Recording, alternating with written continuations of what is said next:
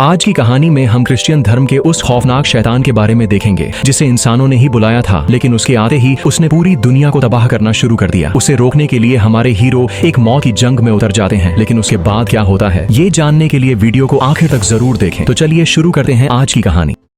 समंदर की भयानक लहरें एक छोटी सी नाव को पत्थरों से बुरी तरह टकराती हैं। दो क्रूसेडर नाइट्स लावे और फेल्सन अपनी जान बचाकर फ्रांस के ठंडे किनारे पहुंचते हैं। वे एक ऐसे खौफनाक युद्ध से भागकर आए हैं जहां धर्म के नाम पर उन्होंने कई मासूम औरतों और बच्चों का खून बहाया था। अब उन्हें लगता है कि उनकी सबसे बड़ी मुश्किलें खत्म हो गई हैं, पर असली खतरा तो अब शुरू होने वाला था। अगले दिन वे चलते चलते एक सूने फार्म हाउस के पास पहुंचते हैं ताकि कुछ खाना मिल सके। अंदर जाते ही उन्हें एक भयानक मंजर दिखता है। एक पति और पत्नी बिस्तर पर पड़े हैं और उनके चेहरे तथा शरीर पर काले निशान और ऐसे घाव हैं जो बुरी तरह सड़ चुके थे। यह ब्लैक डेथ या प्लेग नाम की एक ऐसी जानलेवा बीमारी थी जिसने पूरी धरती को तबाह कर दिया था। अचानक वह मरी हुई औरत अपनी आंखें खोलती है और अपना सड़ा हुआ हाथ आगे बढ़ाकर लावे की तलवार को छूने की कोशिश करती है। उसकी आंखों में मौत की भीख थी। यह देखकर दोनों नाइट्स बुरी तरह डर जाते हैं और उस संक्रमित घर को आग लगाकर तुरंत वहां से निकल जाते हैं। आगे रास्ते में उन्हें कुछ अजीब लोग मिलते हैं जो सड़क पर चुपचाप चलते हुए खुद को कोड़ों से मार रहे थे। वहां सांसियर नाम का एक और नाइट उन्हें मिलता है जो बताता है कि ये लोग अपना प्रायश्चित कर रहे हैं क्योंकि इस प्लेग ने आधी से ज्यादा आबादी को बेरहमी से खत्म कर दिया है। सांसियर उन्हें यह भी बताता है कि चर्च के कार्डिनल ने सभी जिंदा नाइट्स को एविग्नन के महल में बुलाया है। जब वे तीनों एविग्नन पहुंचते हैं तो देखते हैं कि वहां की सड़कें और महल एकदम सुनसान पड़े थे क्योंकि हर रोज 400 लोग मर रहे थे और उन्हें दफनाने वाला कोई नहीं था। महल के अंदर उनकी मुलाकात फ्रा डे बेलजैक नाम के एक पादरी से होती है जो उन्हें कार्डिनल डी अम्बोइस के कम रोशनी वाले कमरे में ले जाता है। वहाँ कार्डिनल खुद उस भयानक बीमारी से मर रहा था। एक रुमाल रखा हुआ था जो खून से सना था। कार्डिनल उन्हें बताता है कि यह प्लेग नरक से आया एक श्राप है जिसे एक ब्लैक विच यानी चुड़ैल ने फैलाया है। कुछ हफ्ते पहले एक लड़की जंगल में भटकती हुई मिली थी और वह जहां भी गई मौत और यह खौफनाक बीमारी उसके पीछे पीछे गई। कार्डिनल उन नाइट्स को आदेश देता है कि वे उस चुड़ैल को एबे सेवेरैक ले जाएं। सेवेरैक में बेनेडिक्टिन संतों के पास एक प्राचीन किताब है जिसके पवित्र अनुष्ठानों का उपयोग करके इस चुड़ैल की शक्तियों को नष्ट किया जा सकता है और इस धरती को बचाया जा सकता है। लावे बिना किसी पक्के सबूत के किसी को भी चुड़ैल मानने से साफ मना कर देता है और उस लड़की को अपनी आंखों से देखने की मांग करता है। जब वह और उसके साथी एक अंधेरे और डरावने तहखाने में जाते हैं तो उन्हें कोने में एक दुबली पतली डरी हुई किसान लड़की मिलती है जिसके पैरों में भारी जंजीरें बंधी थीं। लावे को उस पर तरस आता है क्योंकि उसकी पीठ पर कोड़ों के ताजा और खून से भरे निशान थे और उसे खाना तक नहीं दिया गया था। जैसे ही लावे उसके पास जाता है वह लड़की अचानक किसी खूंखार जानवर की तरह उस पर हमला करने के लिए कूदती है पर अपनी मोटी जंजीर की वजह से रुक जाती है। लावे को लगता है कि चर्च ने बुरी तरह टॉर्चर करके इस मासूम लड़की को पागल कर दिया है। कार्डिनल उन्हें सफर के लिए नए घोड़े और हेगमन नाम का एक धोखेबाज गाइड दे देता है, पर सबसे बड़ा सवाल यह था कि क्या वह लड़की वाकई एक मासूम शिकार थी जिसे चर्च ने फंसाया था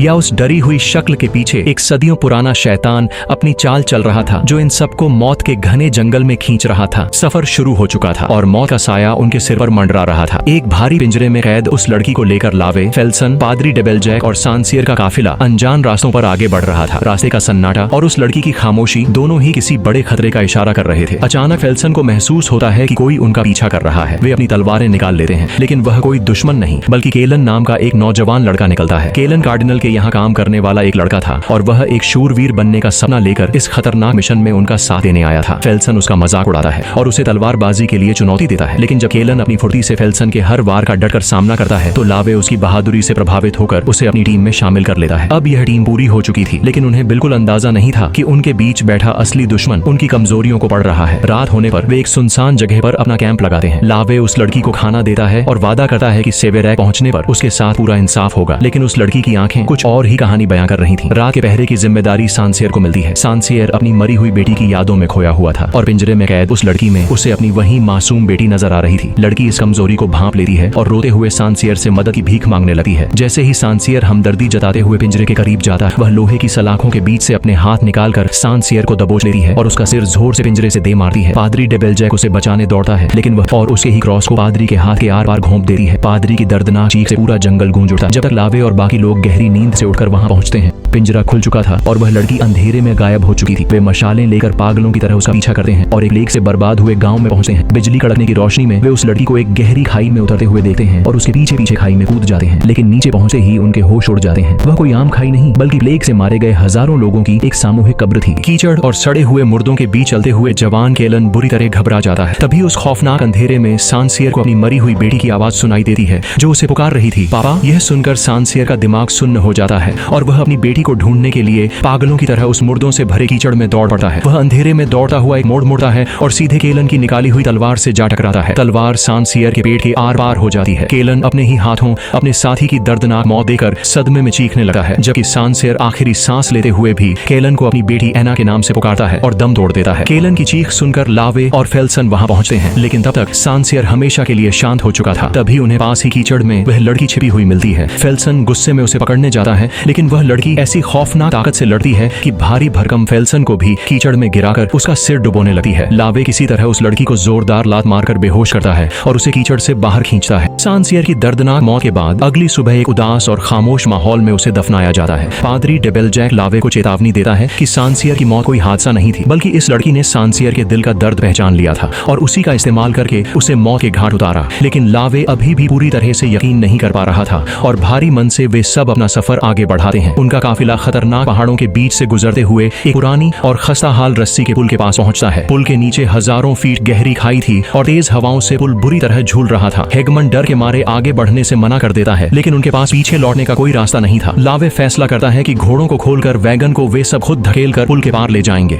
वे भारी वैगन को धीरे धीरे पुल पर धकेलना शुरू करते हैं। पादरी डेबेलजैक के घायल हाथ से खून बहने लगता है और दर्द के मारे उसकी पकड़ ढीली हो जाती है। पुरानी लकड़ियां वैगन का भारी वजन सह नहीं पाती और टूटने लगती हैं। अचानक वैगन के पहिए के नीचे का तख्ता टूटता है और केलन सीधे खाई में गिर पड़ता है, लेकिन इससे पहले कि वह मौत की गहराई में समाता, एक हाथ उसे हवा में ही जकड़ लेता है। केलन ऊपर देखता है तो उसकी जान सूख जाती है। वह हाथ उसी कैद लड़की का था जिसने पिंजरे की सलाखों के बीच से सिर्फ एक हाथ से उसे खाई में गिरने से रोक रखा था। एक कमजोर लड़की में इतनी भयानक ताकत कहां से आई कि वह एक जवान लड़के का पूरा वजन एक हाथ से उठा ले। फेल्सन जल्दी से आकर केलन को ऊपर खींचता है और वे सब पूरी ताकत लगाकर वैगन को दूसरी तरफ धकेल देते हैं। ठीक उसी पल जब पुल की रस्सियां पूरी तरह टूट जाती हैं, वे जान बचाकर राहत की सांस लेते ही हैं कि अचानक एक घना और खौफनाक कोहरा पूरे जंगल को अपनी चपेट में ले लेता है। धुंध इतनी घनी थी कि कुछ कदम दूर देखना भी नामुमकिन हो गया था। लावे समझ जाता है कि वे उस शापित वर्मवुड फॉरेस्ट में घुस चुके हैं जहां से आज तक कोई भी मुसाफिर जिंदा वापस लौटकर नहीं आया। मजबूर होकर उन्हें वहीं कैंप लगाना पड़ता है। रात के सन्नाटे में हेगमन, जो पहले से ही डरा हुआ था, चुपके से अपनी क्रॉसबो निकालता है। उसे लगता है कि अगर यह लड़की जिंदा रही तो वे सब मारे जाएंगे। वह पिंजरे के पास जाकर उस लड़की को मारने ही वाला होता है कि पीछे से फेल्सन आकर उसे जमीन पर पटक देता है और क्रॉसबो छीन लेता है। लेकिन तभी पीछे से एक ऐसी आवाज आती है जिससे सबके रोंगटे खड़े हो जाते हैं। पिंजरे पर पड़ा कपड़ा हटा है और वह लड़की जमीन पर जानवरों की तरह चारों पैरों पर बैठी होती है। चारों तरफ से भेड़ियों के चिल्लाने की आवाजें नजदीक आने लगती हैं। घने कोहरे को चीरते हुए दर्जनों बड़े और खूंखार भेड़िए उनके कैंप की तरफ तेजी से बढ़ने लगते हैं। उन भूखे भेड़ियों ने पूरे कैंप को चारों तरफ से घेर लिया था और अब बचने का कोई रास्ता नहीं था। कोहरे को चीरते हुए खूंखार भेड़िए उन पर टूट पड़ते हैं। लावे अपनी तलवार से एक झटके में एक भेड़िए के 2 टुकड़े कर देता है, जबकि फेल्सन भी पागलों की तरह हर तरफ वार कर रहा था। हेगमन पर एक भेड़िया झपटा है, लेकिन पादरी डेबेलजैक सही वक्त पर उसे बचा लेता है। केलन भी लड़ते हुए जमीन पर गिर जाता है और एक खूंखार भेड़िया उसकी गर्दन दबोचने ही वाला होता है कि फेल्सन आकर उसकी जान बचा लेता है। वे पूरी ताकत से लड़कर कुछ भेड़ियों को मार गिराते हैं, लेकिन तभी जंगल के हर कोने से सैकड़ों भेड़ियों के चिल्लाने की आवाज गूंजने लगती है। लावे समझ जाता है कि वे इतने बड़े झुंड से नहीं जीत सकते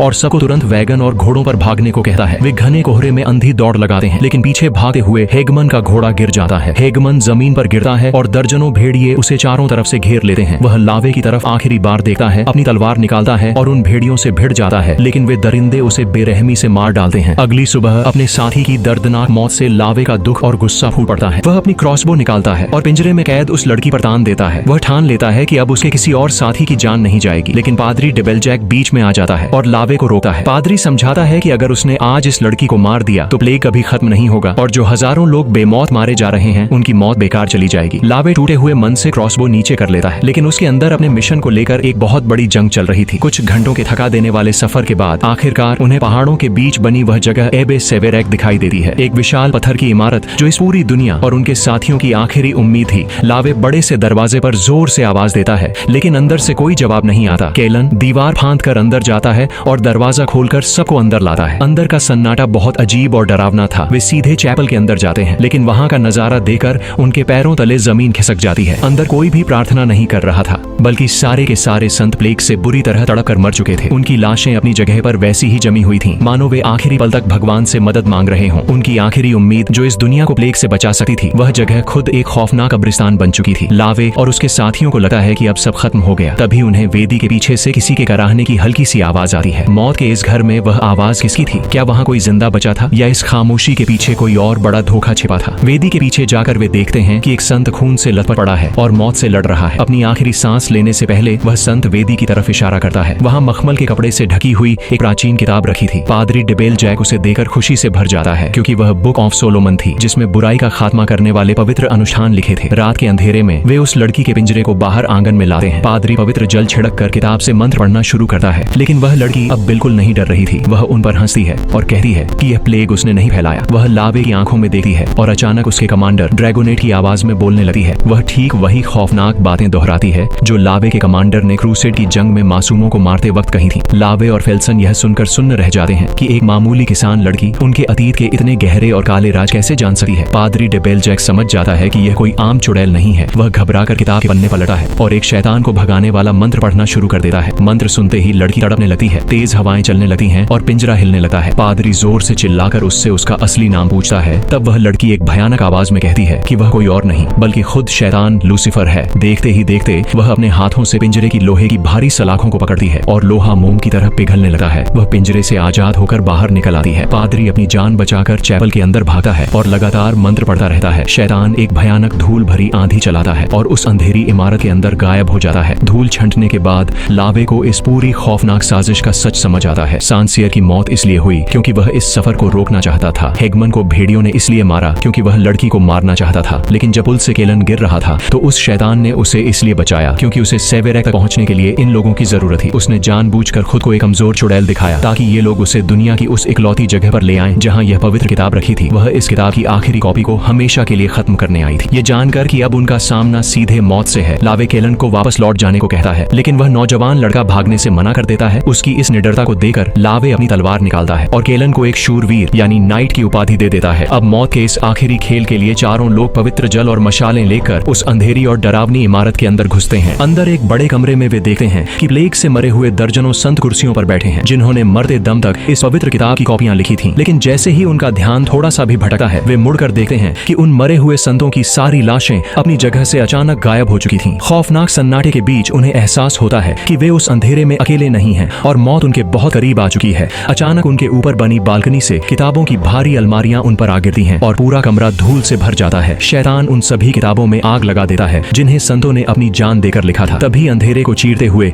वहीं मरे हुए संत एक खौफनाक रूप में उन पर हमला कर देते हैं। शैतान ने उन लाशों को अपने इशारों पर नाचने वाली कठपुतली बना दिया था। लावे और फेल्सन अपनी तलवारों से उन जिंदा लाशों के टुकड़े टुकड़े करने लगते हैं। पादरी डेबेलजैक आग की रोशनी में जमीन पर बैठकर पवित्र किताब से मंत्र पढ़ने की कोशिश करता है, लेकिन तभी शैतान उसे हवा में उठा लेता है और बेरहमी से मार डालता है। अपने साथियों को बचाने की कोशिश में फेल्सन की पीठ और सीने में भी कई खंजर घोंप दिए जाते हैं। जमीन पर गिर पड़ता है। किताब को हासिल करने के लिए शैतान आगे बढ़ता है, लेकिन जैसे ही वह उसे छूता है उसके हाथ बुरी तरह जलने लगते हैं। लावे मौका देखकर शैतान पर हमला करता है, लेकिन शैतान उसे हवा में उठाकर उसकी गर्दन दबोच लेता है। तभी अंधेरे से केलन बाहर आता है, जिसके हाथों में वह पवित्र किताब थी। वह निडर होकर जोर जोर से मंत्र पढ़ने लगता है। मंत्रों की ताकत से शैतान तड़पने लगता है और धमकी देता है कि अगर केलन ने किताब नहीं दी तो वह लावे को मार डालेगा। तभी जमीन पर पड़ा घायल फेल्सन अपनी आखिरी सांसें गिनते हुए अपनी तलवार से शैतान के हाथ को दीवार में गाड़ देता है और हमेशा के लिए अपनी आंखें मूंद लेता है। गुस्से में पागल शैतान अपना हाथ दीवार से खींचता है और तलवार लेकर केलन की तरफ झपटता है। जैसे ही शैतान की तलवार केलन के सीने में उतरने वाली होती है, लावे छलांग लगाकर केलन को धक्का दे देता है और वह खौफनाक तलवार सीधे लावे के सीने के आर पार हो जाती है। केलन यह देखकर सुन्न रह जाता है, लेकिन लावे मुस्कुराता है और अपने दोनों हाथों से शैतान का हाथ कसकर पकड़ लेता है ताकि वह तलवार बाहर ना निकाल सके। केलन कांपती आवाज में आखिरी मंत्र पूरा करता है। मंत्र पूरा होते ही शैतान एक दर्दनाक चीख मारता है और आग की लपटों के साथ हमेशा के लिए नर्क में खींच लिया जाता है। शैतान के जाते ही वह लड़की जमीन पर गिर जाती है। केलन रोते हुए लावे के पास बैठा है। लावे आखिरी बार मुस्कुराते हुए कहता है कि अब इस दुनिया का भविष्य तुम्हारे हाथों में है, और यह कहकर वह एक सच्चे शूरवीर की तरह अपनी जान दे देता है। अगली सुबह केलन और वह लड़की मिलकर उन बहादुर साथियों की कब्र बनाते हैं जिन्होंने दुनिया को बचाने के लिए अपनी जान कुर्बान कर दी। केलन उस पवित्र किताब को अपने पास सुरक्षित रख लेता है और वे दोनों एक नई जिंदगी की शुरुआत करने के लिए वहां से निकल पड़ते हैं। अगर आपको यह खौफनाक और रोमांचक कहानी पसंद आई हो तो वीडियो को लाइक करें और हमारे चैनल को सब्सक्राइब करना न भूलें।